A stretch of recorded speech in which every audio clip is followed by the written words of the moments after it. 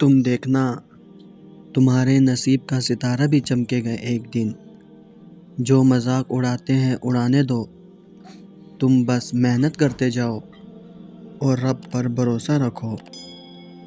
آج کی یہ مشکلیں ایک دن تمہیں ایسا مقام نصیب کریں گی کہ تم حیران ہوگے، اپنے رب کا شکر ادا کرو گے۔ وہ ساتھ ہے تمہارے ہر لمحہ، اور وہ غفور رب محنت کا بدلہ دگنا کر کے دیتا ہے۔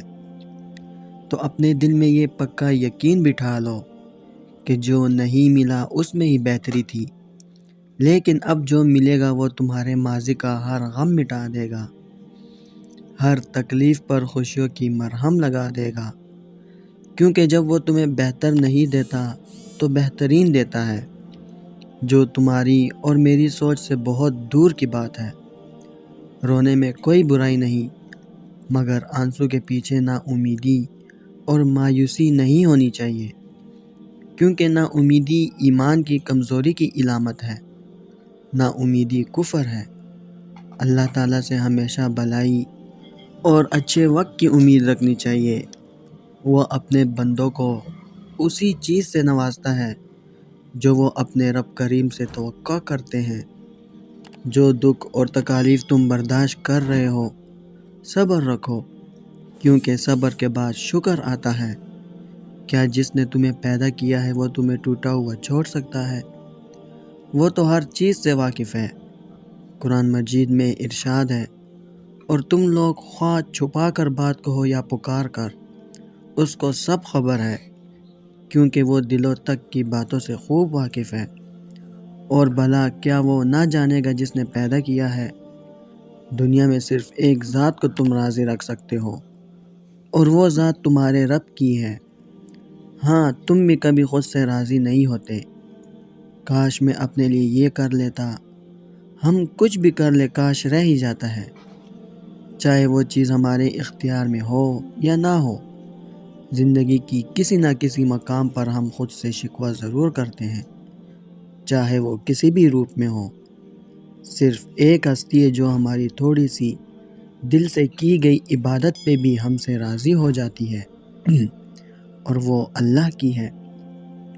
ہم کیوں ہر کسی کے لیے جیتے ہیں؟ اس کے لیے کیوں نہیں جو صرف ہمارا ہے؟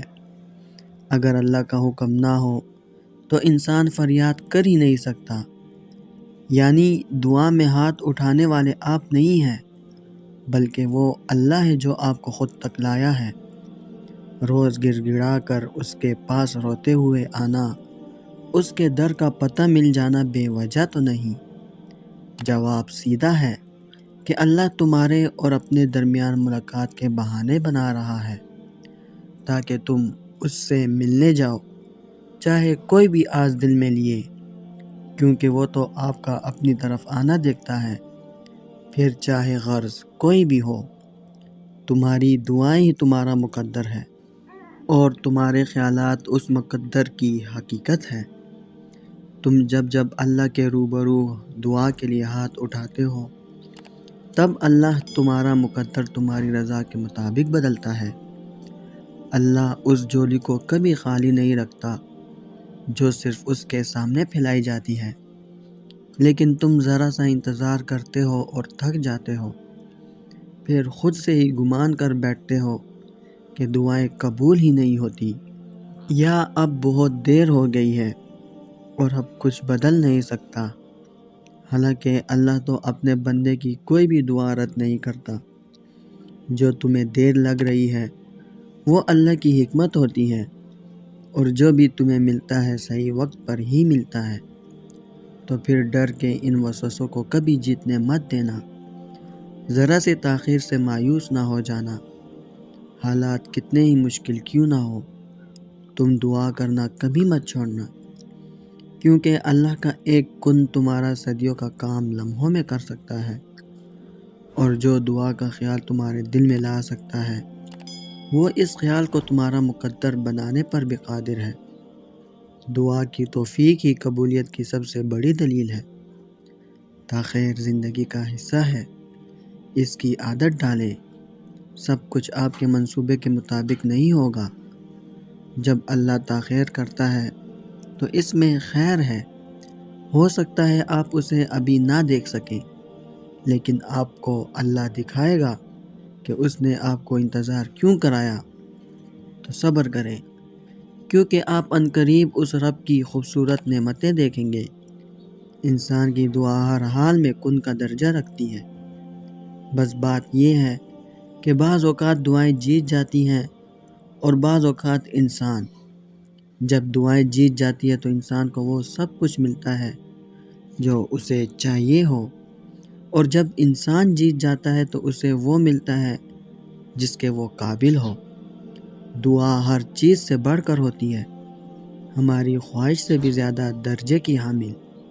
بس ہم انسان ایسے ہیں کہ غلام ہو کے بھی مالک سے اپنی مرضی کا نتیجہ چاہتے ہیں۔